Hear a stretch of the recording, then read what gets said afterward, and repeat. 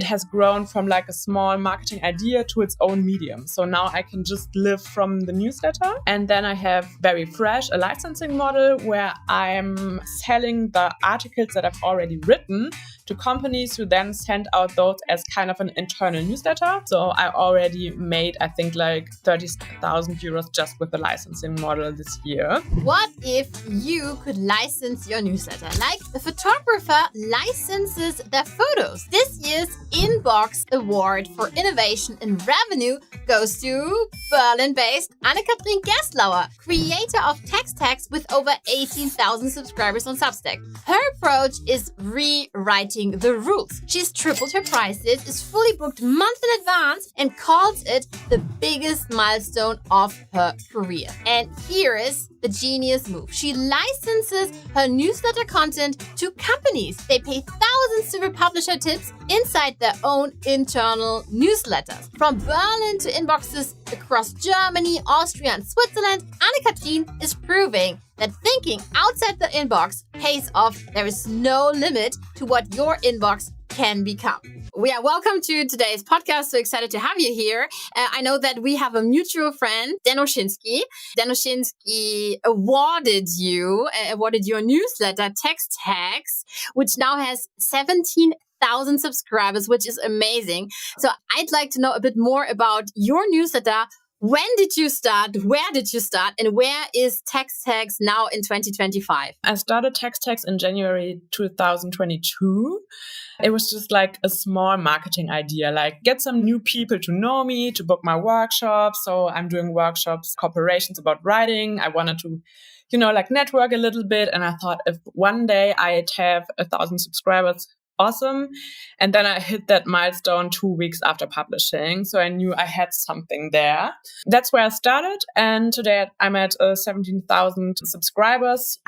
And it has grown from like a small marketing idea to its own medium. So now I can just live from the newsletter. We can talk about the business model after that, but I can just live from it. But I still have the workshop business next to it. So I have the newsletter and the workshop business, and they're interconnected. So I'm getting many emails from newsletter subscribers. Can I do like a workshop in their company? So most of the content is free to, get a bigger outreach. And then I have a paid version where I currently have, I feel like about 140 paid subscribers, maybe some comps. I think I'm earning like 7,000 euros a year currently. So that's not a lot. But I'm earning a lot of money with the workshop business because I'm getting so many more emails that I tripled the prices. I can choose with whom I work just because of my newsletter. Yeah, that's exciting. And with the business model, this is really what's so innovative about your newsletter. You already mentioned here that you have, of course, these about 140 paid subscribers, which made you this bestseller on Substack. I think 7,000 annual recurring revenue is already great. But based on, this is like the foundation. And then we have, for instance, advertisement. We also have licensing, which is also super exciting. So could you share a bit more about this whole business model as inspiration for others? I'm making money with advertisement. There I can take between 750 and 1,000 euros per ad. And then I have Very Fresh, a licensing model where I'm selling the articles that I've already written to companies who then send out those as kind of an internal newsletter. And they are paying starting at 250 per episode. But depending on a deal, I'm mostly making deals with a large number of episodes.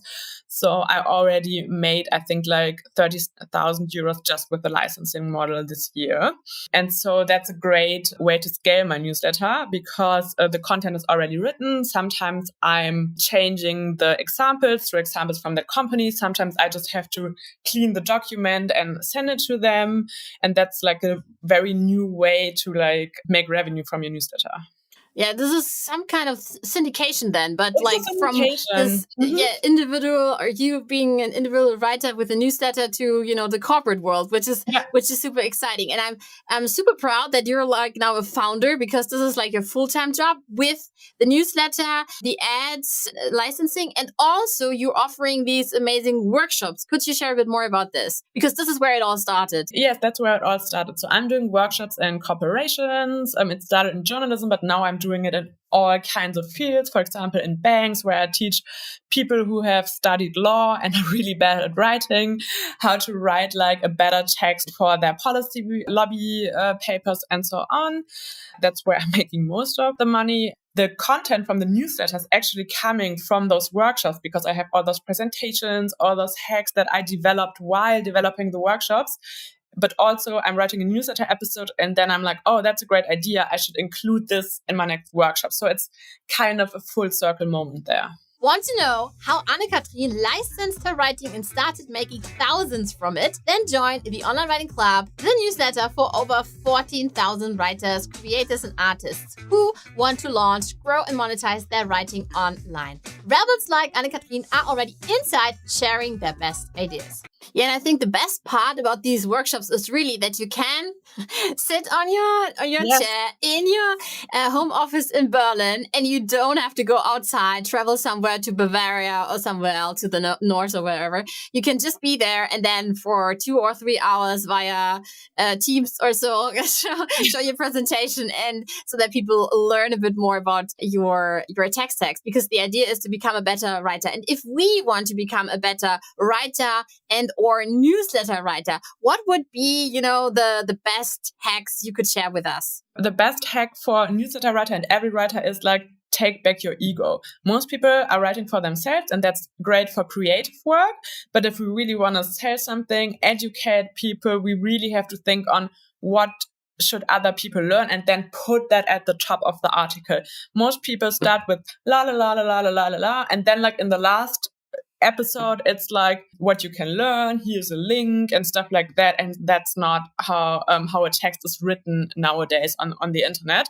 So that's very important. And if you want to write a newsletter, you should really think about why would people share it. My newsletter has grown just from sharing. There is no big secret growth hack.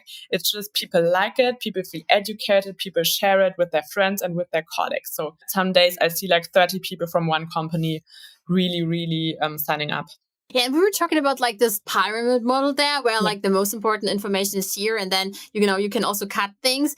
What are you thinking about, the lead, meaning like the introduction, the intro? How important do you think is storytelling for your newsletter, especially if you like start reading the newsletter? I think it depends on your subject. I think storytelling is a little bit overrated. I think it's great for, LinkedIn and stuff like that, but I, for example, don't do a lot of storytelling. I educate people in a snackable content format. So I have a lot of hacks. I have a lot of listicles. Sometimes I share a little bit about myself, but not a lot. I think you can do both. I think storytelling is awesome. Everybody should learn it, how to tell a story. But I think it's not, some people do storytelling like with really boring stories. It's like, I'm sipping my tea, I'm looking out of the window, it's raining. That's not a story. So you should really think about also all those fabricated stories on LinkedIn on what actually happened to people and what that does have to do with business. I think the most important thing in writing is still, do you have something to say? And is what you say really important? Is what you say a really clever thought? And I think for me, what I teach people is to write in clear, concise language and not to write those really long sentences, those really long texts that nobody understands. And I think that's kind of a different approach, but I'm doing it for business people. I think if you write for yourself, if you write on LinkedIn, storytelling is great. But for me, it's still like, don't write like this blah, blah, beginning with like a fake story. I think that's not proper storytelling. What's possible when you take your writing seriously? The Online Writing Club shows you how to thrive on platforms like Substack, Medium, as a freelancer, on Fiverr, or even a published author. 14,000 creative minds have already joined, including bold thinkers like Anne-Kathrin. Be part of the movement. Yeah, and I also think this minimalist, like atomic approach you're embracing with your newsletter, that you have just like this short and sweet newsletter that doesn't, extend the whole length of the newsletter. So at some point you're getting like this alert, this notification from Substack telling you, hey, Christina, you hit, this email length and you shouldn't go any further, because otherwise they can't like open it. Then there's just the 3 dots then, and people can't really see what you sent them. And I think this is super important, because short and and sweet can also be a great newsletter. It doesn't have to be this full fluff newsletter, or even if it's like a personal story, of course, with all the wonderful storytelling, it also can be short and sweet. So what I learned, because Anne-Kathrin and I, we were before talking in German, because Anne-Kathrin has a German newsletter, is really that the most important thing here is to take action, of course, and don't overthink your newsletter, rather start your newsletter. And because Anne-Kathrin, for instance, she's not writing in English as I do, she's writing in German. So we are both from Germany. I'm from the north, she's from Berlin, which you all might know, of course, from all the movies. And for instance, with Brad Pitt and so on. And the difficulty for people writing in German is that in Germany and so on, the people are not so willing to pay for content. They are used to get everything for free. This is, of course, also like an international problem, but in Germany, it's a very, very common thing. What would you share about like the status quo of newsletters in Germany and the people who are willing to pay for our newsletters that are in German? Yeah, I think it's important to know we are a few years behind the US. So when I started my newsletter in 2022, Substack was already pretty big in the US. It was starting out, and now it's slowly coming to Germany. But maybe, like, for example, my newsletter is one of the biggest in Germany, and it has only 17,000 subscribers. So that, I mean, the audience is much smaller because it's German speaking, but I think that tells you something. It's not like there's like so many big newsletters in Germany. I see it's rising. People now know what a newsletter is. I think they're not very willing to pay. That has nothing to do with newsletters, but more to do with general paying for content is not something that people in Germany are used to. They got a lot of free content on the internet for a very long time. So you have to have like a really specific model to make them pay, write about health, wealth, stuff like that. Writing about writing is a little bit more difficult, for example. So you have to have a really good concept and different income streams. That's why I have not just the paid subscribers, but different income streams that work for me. That's interesting, Anne-Kathrin, because, most people say, hey, Christina, writing about writing is so easy. And is this the only way to monetize your newsletter? I always say it's not easy. No. It's saturated, similar to health and wellness and also to finances, because it is saturated. So you have to stand out from the crowd. So I love what you're sharing there.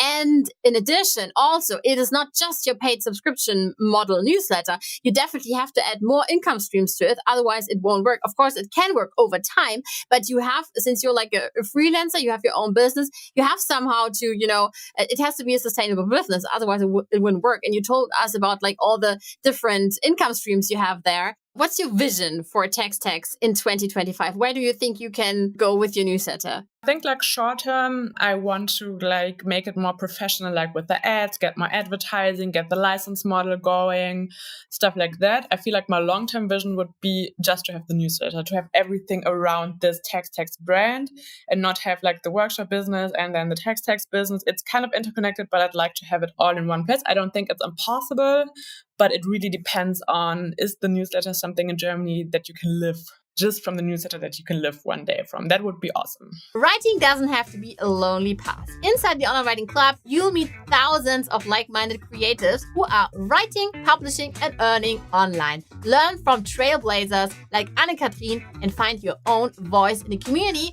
full of creativity, courage, and ideas. Yeah, I could imagine that you will definitely become one of these persons who can then tell us that it's possible, to make a living of your newsletter. And we also know, especially from Europe, if I'm, for instance, from Spain, and my mother tongue is Spanish, and I'm thinking about, similar to us, we're from German, mother tongue is German, and we're writing, or I'm, for instance, writing in English, but now we're talking English and so on. What would you recommend others from Europe, for instance, who are from Spain, and then they want to write, for instance, in English or so? What would you recommend them? Would you say, hey, stick to your language similar to what you're doing? Or would you say, hey, why not try also English as a language? Yeah, I think it depends on two factors. First, the topic. For me, it doesn't make sense to write in English because the German language is pretty specific. So most of the things wouldn't work in the English language. And at the same time, I would have to write like perfect English if I write like a writing newsletter in English. So I think for most topics, I would actually recommend English because I'm very sad that my audience base is very limited. So I feel like if I'd have the same newsletter in English, I'd probably have between 50 and 100,000. I think that would be realistic to have with the exact same newsletter just in English.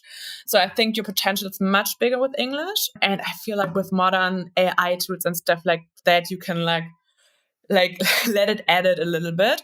But then also, who's your main audience? If you just have like friends and family and then start in English, for example, in Berlin, English is business language in most companies. So if you are like in software product management and you write a newsletter about some of those topics and you are already, like connected with all your colleagues who also speak English, start in English. But if you feel like you start with family and friends, it might be kind of weird. But also, why not try both? Try both. I think it's not that much more work and see like which one works, or start in your mother tongue. And then if that already works, just publish the same content in English, but always think about how would you grow? Do you have like a network that's also speaking English? Can you like, for example, I have like a German colleague with a German speaking newsletter who gets recommended by an English speaking newsletter from like a really big like economist. So if you have like other English speaking newsletters who could recommend you, who could give you, like you'd always need a little bit of growth at the beginning, because if you start at zero, that's pretty difficult. So I think it depends, but I would love to write a newsletter in English if I had another topic. What you could do, of course, is you could start a second one and then in English. Similar to me, that I'm now thinking about like one in German as well, because somebody said, hey, you're German. Why not write in German, But like from my topic, the hacks would be completely different in English, and I'm not an expert so much. But it is something I'm always thinking about.